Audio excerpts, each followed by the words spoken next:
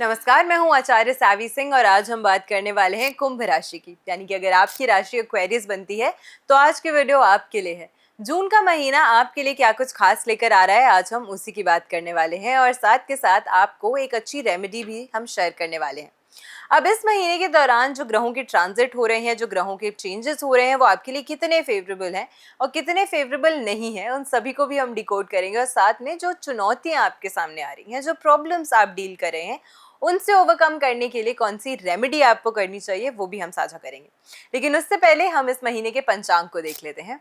ये महीना ज्येष्ठ मास का अधिक महीना है और ऐसे में अधिक मास के दौरान 29 जून को ये ज्येष्ठ अधिक मास जो है वो समाप्त हो जाएगा, जो कि शुक्ल पक्ष की पूर्णिमा पे समाप्त होगा।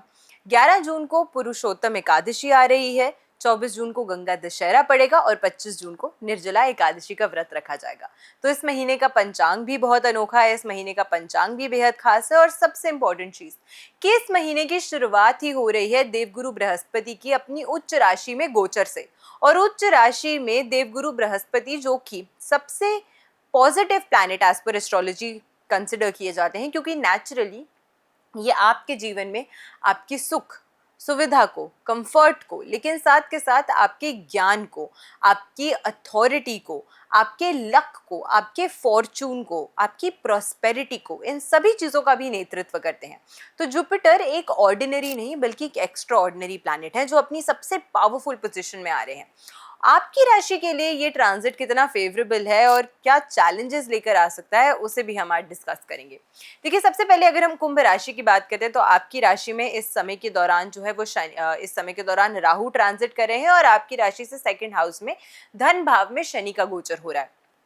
साथ के साथ आपकी राशि से छठे भाव की अगर हम बात करते हैं तो छठे भाव में इस महीने के दौरान शुक्र, गुरु और साथ में बुध की युति रहने वाली है, जो कि 29 जून को बुध जो है वो वक्रीय चाल में चला जाएगा, जबकि 7 जुलाई तक यहीं पर ही प्लेस्ड रहेगा।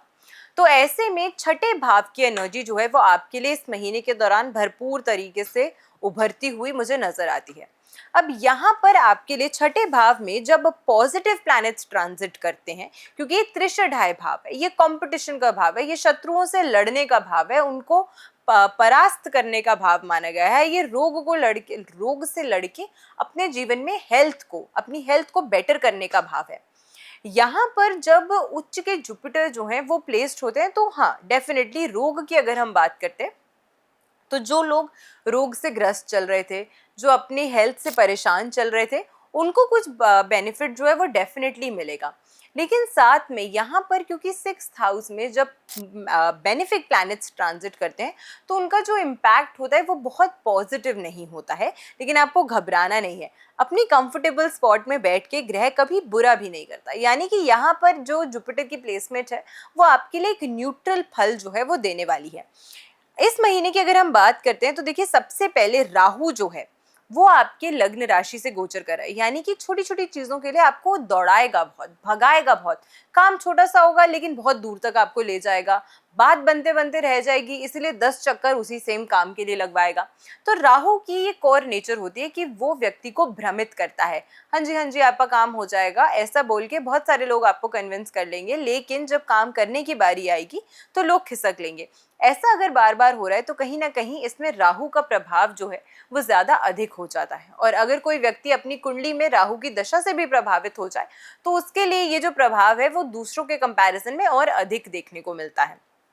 साथ के साथ इन सभी चीजों के क्यूमुलेटिव अगर हम बात करते हैं नतीजे की वजह से आप मेंटली इस महीने थोड़ा सा स्ट्रेस में खुद को पाएंगे। तो अपनी मेंटल और फिजिकल हेल्थ दोनों का विशेष करके ख्याल आपको इस महीने जरूर रखना चाहिए। पैसे आने में इस महीने के दौरान थोड़े से डिलेस का सामना आपको करना पड़ सकता है, लेकिन शनि की सेकंड हाउस प्लेसमेंट डिले दे सकती है लेकिन स्टेडी फाइनेंशियल ग्रोथ भी देती है। तो पैसा भले ही देरी से आ रहा है या धीरे धीरे आ रहा है, लेकिन लॉन्ग लास्टिंग तरीके से आएगा, कंटिन्यूसली आएगा और स्टेडीली ग्रो भी करेगा। तो अगर हम पॉजिटिव साइड को देखते हैं शनि की, तो ये धीरे धीरे आपके जीवन में एक स्थिरता, ये धीरे धीरे आपके जीवन में एक स्टेबिलिटी जो है उसे आकर्षित करता है, उसे अट्रैक्ट करता है। मूविंग फर्दर अगर हम बात करते हैं तो ये महीना जो है वो कहीं ना कहीं भाई बहनों के साथ उनका सहयोग करने के लिए या उनका सहयोग लेने के लिए। ईगो एक फैक्टर जो है वो मुझे नजर आता है कि रिश्तों को खराब कर सकता है। तो अगर उन्हें आपसे सहायता चाहिए तो वो भी बोलने से हिचकिचाएंगे, और अगर आपको सहायता चाहिए तो वो आप भी बोलने से हिचकिचाएंगे।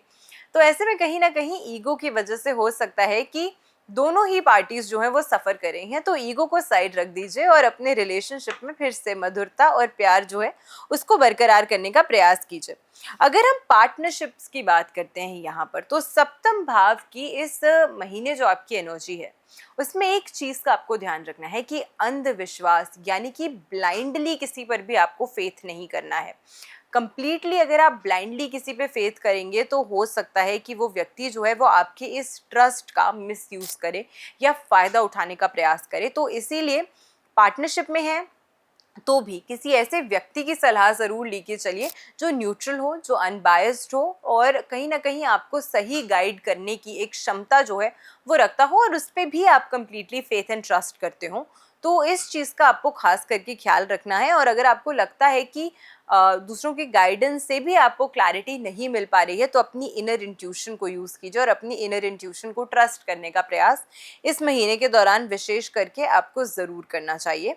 मैरिटल लाइफ में थोड़ा सा, क्योंकि सप्तम भाव में केतु की प्लेसमेंट जो है वो कहीं ना कहीं फिजिकली या इमोशनली पार्टनर के साथ एक डिस्टेंस जो है वो क्रिएट कर देती है।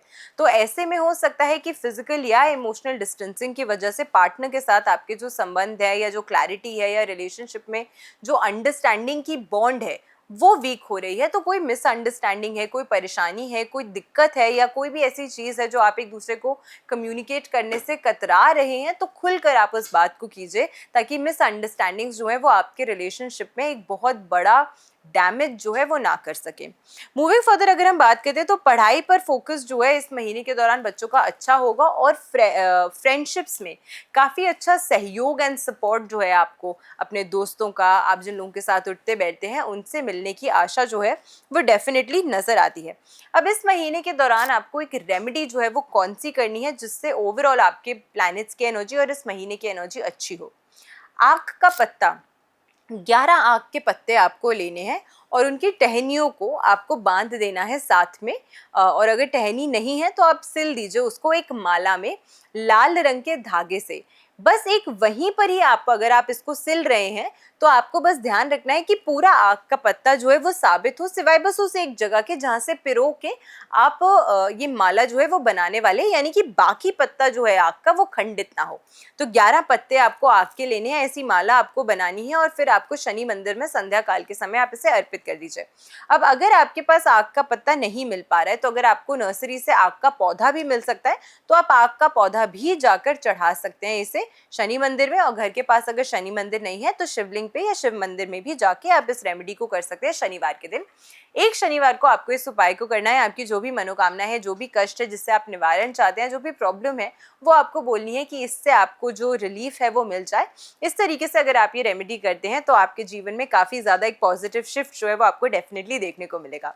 तो मैं आशा करती हूँ आज की वीडियो आपको पसंद आई होगी। अगली वीडियो का आप इंतजार कीजिएगा जिसमें हम पाइसेस यानी कि मीन राशि की बात करेंगे। तब तक अपना ख्याल रखिए, अपनों का ख्याल रखिए और वीडियो को ज़्यादा से ज़्यादा लोगों तक शेयर ज़रूर कीजिएगा। नमस्कार।